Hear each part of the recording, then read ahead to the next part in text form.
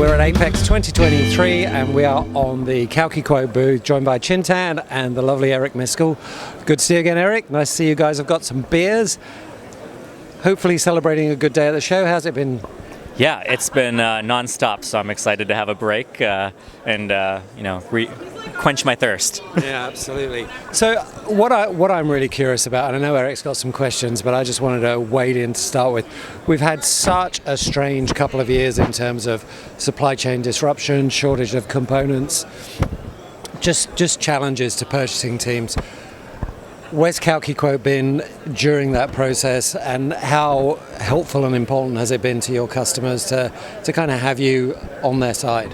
Yeah, the last 2 years have been different types of volatility for a lot of our customers, right? Not being able to find parts, and then parts prices skyrocketing, dealing with brokers and all that stuff. I think yesterday I got this question from a customer that was asking, are you guys primarily investing in maintaining the products you've always had or building new stuff?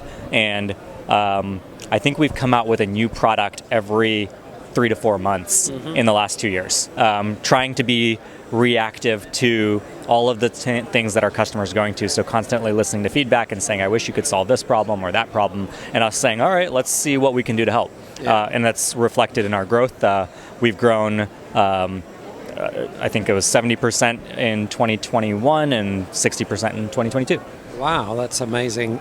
That's really impressive growth. The other thing I wanted to ask, and I will let you get a question in, Eric, is data. Obviously, whilst you're servicing your customers, you're collecting a huge amount of data in terms of supply, demand, what's going on in the market. What are you seeing recently, and are there better times ahead? Yeah. So there are better times ahead. I will not be able to say how much better, but it's definitely improving. So one of the things we've been tracking is the ability to fulfill a BOM with stock on hand, and it's improved 4 months in a row now, which is the first time since this whole thing started that's happened. So that's always that's refreshing news. We're seeing customers also just anecdotally reporting that parts are magically showing up much sooner than they anticipated, so that's really good. And then I'll say the other thing is, by commodity, the volume of parts that were there is higher, right? So if I was looking for part X, it's one thing to say, okay, I needed 55 and there's 56 available. It's another thing to say I needed 55 and there's 5 million available. And so the overall volume, which is why you're going to hear distributors talking about they have more inventory than ever. EMS companies are talking about they have more inventory than ever.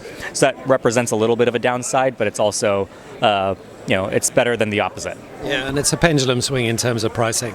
But is it the right inventory, right? So the issue isn't having inventory, it's having those golden screws. Yes. How do you view that? Yeah, and I think the golden screws are still missing, right? So overall inventory levels are up, but the number of golden screws on a BOM are also reducing, right? So it's trending in that direction. Now it's still, you can't build a 98% complete BOM. Right. So, how much that actually going to help is up to the market to be able to figure out, because they're going to have to find alternate parts. They're going to have to resort to, better managing their capital. So there's a lot of ways to handle that, but it's, you're right. It's not perfect, but it's better than it was 4 months ago. Okay. Yeah, it's certainly easing. Yeah. Now let me ask you, you're saying even though you're bringing out a new product every 3 months, you're also doing the internal improvements on that. One of those issues that I know that was mentioned is you're improving the algorithms within the solutions as well. Talk about that. Yeah, this was something that, so if you think about what an EMS company goes through, is they get a messy bill of material and they have to go deal with it, right?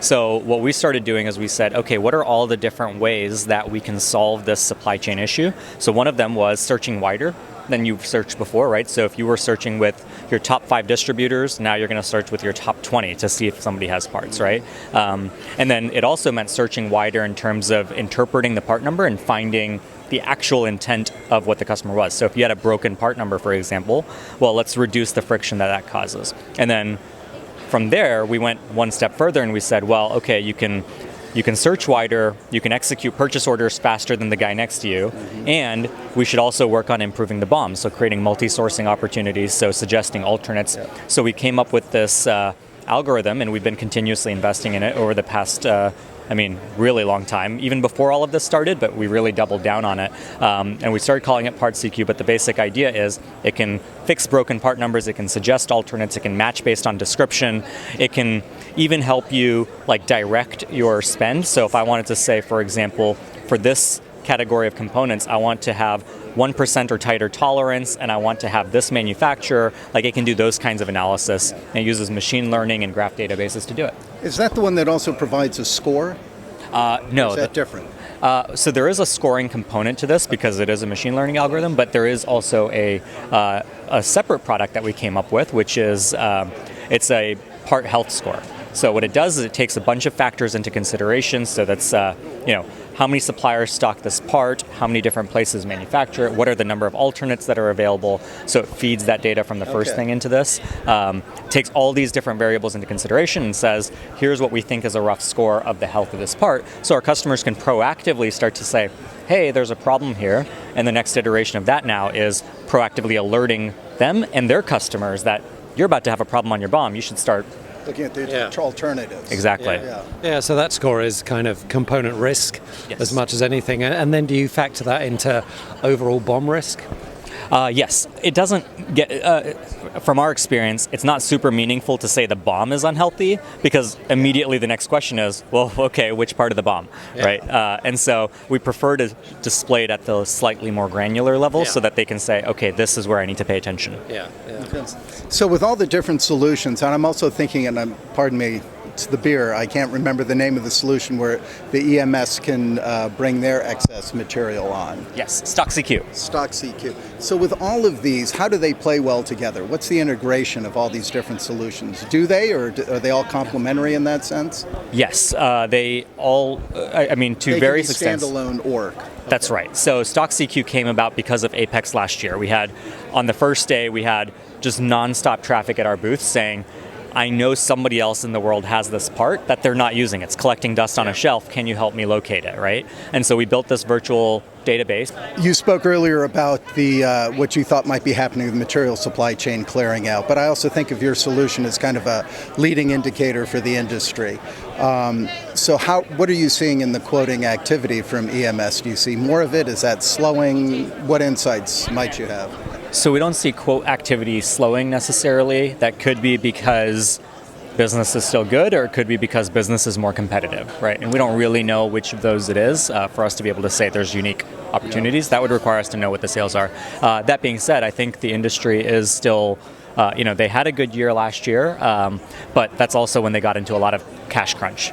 So they're cash constrained more than they have been in previous years, and it's been so long since that last cycle of cash constraint that a lot of them aren't prepared to deal with that like they used to be. Okay. Yeah. And as we move out of that, there's obviously a desire to convert inventory and work in progress into cash again, so they can use it for other purposes. Is that where stuff like StockCQ can help them to do that? Yeah, so with StockCQ, it's interesting. We went from, it was a hard swing. There was a period of time where we were intentionally making it exclusive so that you had to sell inventory to buy inventory. And in a matter of like 45 days, it just flipped, and everybody wanted to sell inventory instead of buy inventory. So yeah, it's we had a customer come by earlier today at the booth, and he was like, yeah, I'm just trying to offload some inventory, and that's it's a different feel than a year ago. Yeah, that's a complete switch in the tide. But what I'm curious about that is the inventory they've got, how easy that is going to be to offload if they do need to offload it, how much of it is based on real demand and how much it's based on maybe perceived demand when the market was stronger. There's some challenges in ironing out that bullwhip at the end that the industry is going to have to deal with. Absolutely, and a lot of them placed NCNR orders a year and a half ago that are going to come calling now, and it's not going to be worth what it was when they paid for it, right? We've heard all kinds of stories, and I'm sure you guys have too, of the $5 part selling for $500, but you have to buy it, and it's not available for 40 weeks. Well, now that $500 part's about to arrive at your door, and what are you going to do about it now? So, there's going to be a little bit of turbulence, I think, for a lot of companies. Yeah, I think that's going to be quite challenging. Yeah, I think that NCNR issue, when we were in Europe visiting with them, my impression was there's going to be some pushback on that, right? So it'll be an interesting year, is I guess the point, and maybe we can catch up later in the year and we can look back, have a beer, and say, hey, what a hell of a year that was, and we're glad it's over, right? Yes. Because, I mean, that's what I was saying in the off thing here. That's what drives all of this here, right? These people are selling stuff because the EMS industry is growing and doing well, and that's the engine that drives all this. So. Absolutely. It's important that it continues. And I think it is going to be an interesting year in terms of seeing where that demand settles, what inventory is good, what inventory is not, and how we can push out those backlogs and convert that back into working capital that can be used for things that aren't just inventory. So one thing I would add is, and I coach a lot of our customers on this too, is it's easy to get wrapped up in the macroeconomic conversations, right? We can pontificate all day about what the economy is going to do and what the aggregated inventory excess is going to be. And my thing is always, at the end of the day, it's going to come down to the buyer in front of their computer talking to their supplier, right? And we got to do a good job of making those resources available so that the buyer has the ability to take action easily and communicate openly to their suppliers. And if you can't empower your buyers to do that, the macroeconomic factors won't matter. It'll be the buyer and the supplier talking to each other. Yeah, and you're absolutely right. You've got to control what you can control. Chintan, Eric, thanks so much. Enjoy the beer, and we'll chat again soon. Thank you. Thank you.